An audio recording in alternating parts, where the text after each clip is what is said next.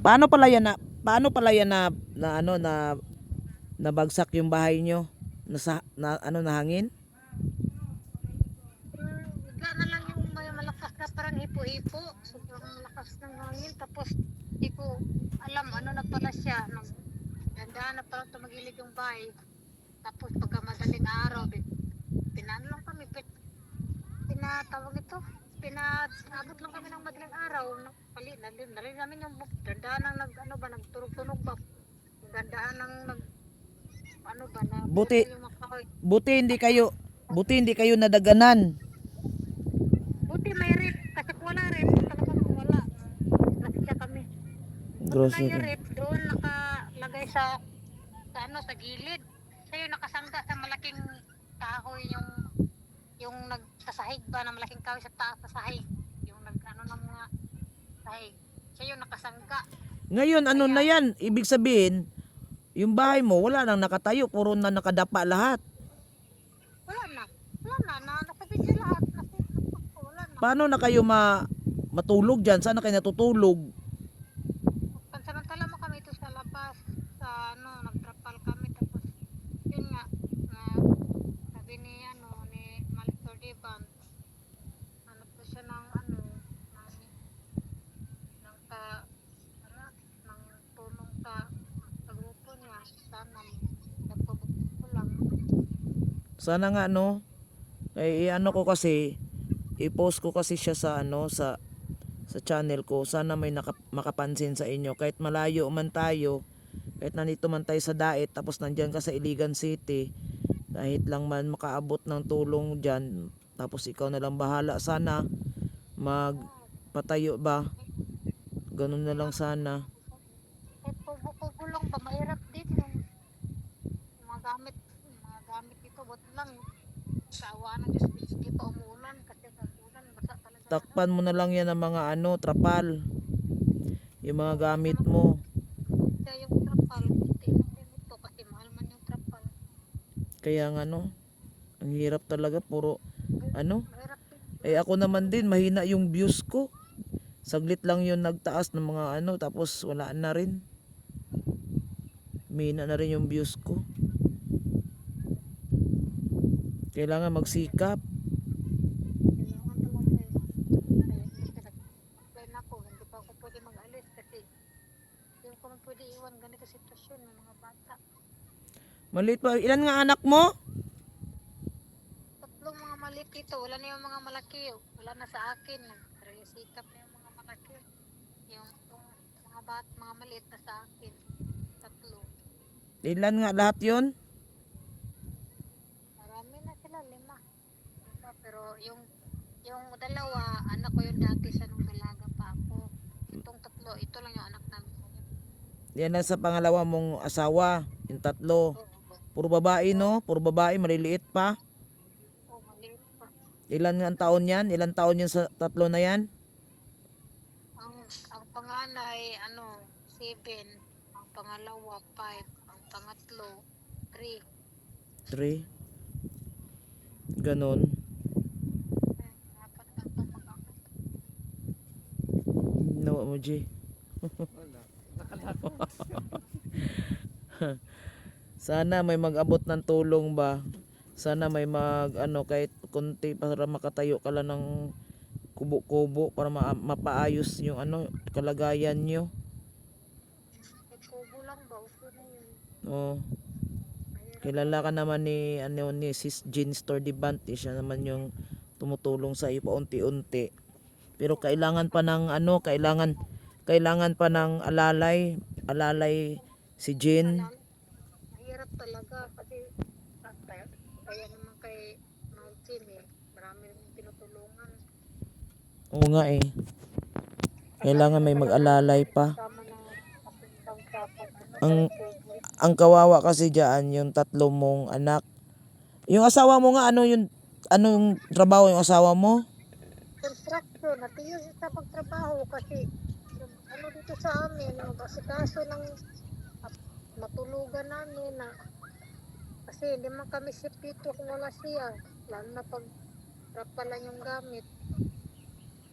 Kaya nga. At sa tingin sa trabaho, lalo nga Naubusan kami ng bigas. Naubusan kami ng... Tapos nag-aaral yung mga bata. Nahirapan talaga kami. Kaya, sabi talaga niya, sana makapagpatay na kami ng kubo para masipin na kami, para makaalis na siya ulit, makapagtrabaho na ulit. Kaya nga, kung meron sanang kalingap vlogger dyan sa ano, pwede ka sanang ba mapuntahan. Mahirap kasi yung nasa malayo tayo ba? Malayo tapos ganito sitwasyon yung ano lang, yung pasahan mo lang ako ng video mo tapos yan, Mahirap. ang hirap talaga. Mas maganda kasi yung meron talaga diyang nagpupunta para makita talaga ang buong ano dyan, buong sitwasyon nyo at ma-interview ng maigi. Baka nga ano, tingnan lang natin kasi meron kaming kasama na uwi na Mindanao. Marami na rin tong natulungan. Hindi ko alam kung papayag ba siya, no? Ikwento ko na lang yung sitwasyon mo. Kung ay makatulong ba siya sa'yo. Pero hindi lang tayo umaasa kasi mahirap yung umaasa ay masakit sa dibdib pag umaasa tayo. Tapos wala. So, kaya nga, mahirap talaga yung sitwasyon. Yung sitwasyon mo. Gusto kailangan na makalis ng asawa ko, pero hindi kami maiiwan kasi hindi man kami safety dito. Kasi malayo yung pagtrabahoan niya sa matiit. Malayo pa yung trabahoan niya. Magkano lang man ang construction araw-araw, magkano lang ang ano niyan? Puro lang hanggang pagkain lang namin, kaya nga pinakapos pa rin kami. Kasi construction, mura lang yung sahod, tapos lulukuhin pa siya minsan ng maaging amo na Muslim. Hindi ka ba sis Danica magpunta ng barangay at mahingi ng tulong sa barangay? Hindi ko siya nakapunta sa barangay kasi nung nakaraan nung nakapunta ako barangay, sabihin lang man na walang budget, tapos hindi ako ng bigas, bigyan lang ako ng 1 kilo. Parehas yung mga barangay, siguro tulad sa iba na tutulungan ka agad. Oo nga. Sa munisipyo, sa munisipyo ba, sa mayor, yung mag-ano ka, yung mga picturean mo yung sitwasyon nyo, tapos ipaprint mo, tapos lapit ka sa mayor office. Pag baka maawa yung mayor sa sitwasyon nyo. Hindi natin alam, baka kunting Mayor dito, malapitan ng mayor dito. Hindi mo makikita ang mayor dito. Hindi rin, mahirap yung ganyan, nagtatago. Tago, yung ano mo lang, yung mga, tapos sabihin, wala. Di wala ka talaga magawa, di ka makapas, di ka makingin ng tulong, kasi sabihin, wala man dito, sabihin lang. Yun nga din lalabas naman yan sila pag malapit na ang eleksyon. Eleksyon. Kaya nga, Makikita, kahit na nga yung congressman, di mo makikita eh. Yan na nga, mahirap doon. Minsan na rin akong lumapit nung na-hospital yung anak ko, tapos may resita na sa labas bili na malaking halagang resita. Naku, binigyan na ako ng 200. Hindi makabili ng gamot. Yan lang mahirap. Dito. Kawawa yung mga anak mo, maliliit pa. Puro babae. Dito palagi naglaro sa labas. Hirapan niya ako kasi hindi pa ako nakapaglaro kasi. Oo nga. Kami mag-boy. Sige lang, baka maawa ang Panginoon kung sino yung mag-abot. Kahit mga kahoy-kahoy lang ba, kubo-kubo lang. Kahit pawid, kawayan. Kahit mga ganyan lang Kaya sana nga lang para makapagtrabaho na, kasi nakahiya na rin na palagi na akong tulong kay Mal para sa bigas. Kasi hindi man makapagtrabaho yung asawa ko kasi pinabantayan mo kami dito, ng mga hirang dito, mga kahoy. hirang baho. Oo, namasikaso. Nagkaroon ng mga sira dito. Pero i-try ko lang siyang i-upload sa aking channel. Hindi ko alam kasi mahina talaga ang views ko eh. Hindi ko alam kung sino yung makasilip sa upload ko sa sitwasyon mo. Hindi ko nga alam, hindi ako sure kung sino yung Wala. Kasi mahina talaga ang views ko. Hindi na kasi kalakihan yung views ko. Pero sige lang, upload ka lang ng upload kasi ano lang, ano din yan. Naparat din yan. Kaya nga. Kaya kailangan. Tingnan mo yung ano ko, pag mai-check mo yung YouTube ko, ang liit ng mga views. Oh, palagi mo na ako nagpunta sa ano mo, sa YouTube mo. Panay na lang ko upload nga kasi ang liit nga talaga yung views ko. Kaya, hindi lang. Ginawa lang hindi. Ito nga ako ngayon, nag-ano sa mga gamit na kasi, na, grabe na yung, hindi maitsura yung mga damit, ang mga damit ba yung parang naging trako na, pagsakan mo yung sobrang, Yaan mo pag ano, baka may mga kasamahan kami dito na makaintindi sa sitwasyon mo at matulungan ka, di baka sila yung tutulong sa iyo, ano, si Koy. kahit pang bigas lang muna ba, pagkain sa araw-araw. Yun talaga yung malaking problema ko, pagkain.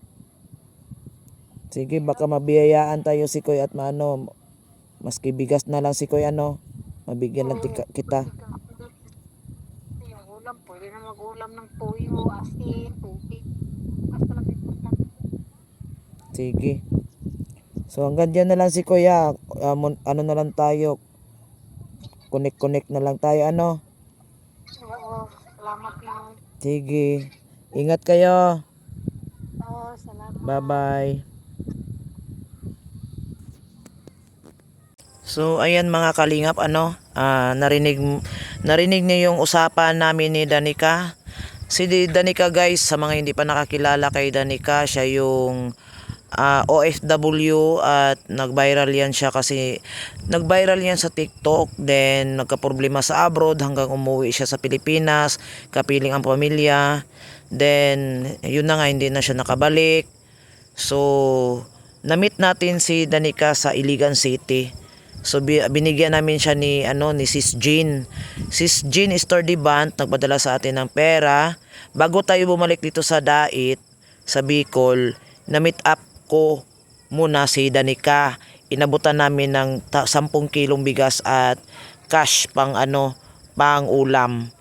So yun, hindi ko man narating yung bahay niya, yung lugar niya noon nung nagkita kami kasi going na kasi ako papunta dito sa Bicol. Kailangan ko mahabol ang oras ko papuntang Surigao. So ayan na nga guys, sa mga nakakilala kay Danica, ayan, siya yan, no? Naghirap na si Danica. Nag-viral lang dati sa TikTok yan at may YouTube channel yan guys. Danica, ano ba yung niya sa Danica, parang pusong ligaw ata yung niya.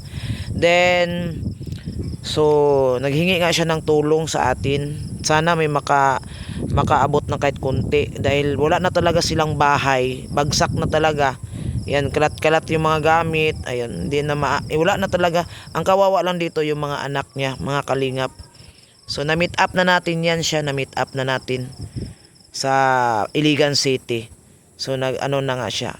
At nag-sponsor si Jean dyan, pero hindi kaya ni Jean na sponsoran ng bahay, no? Unti-unti lang man ang naibigay ni Sis. Kailangan pa niya ng alalay para magkaroon sila ng kubo, kahit kubo lang. Ayun lang mga kalingap, salamat sa inyo lahat.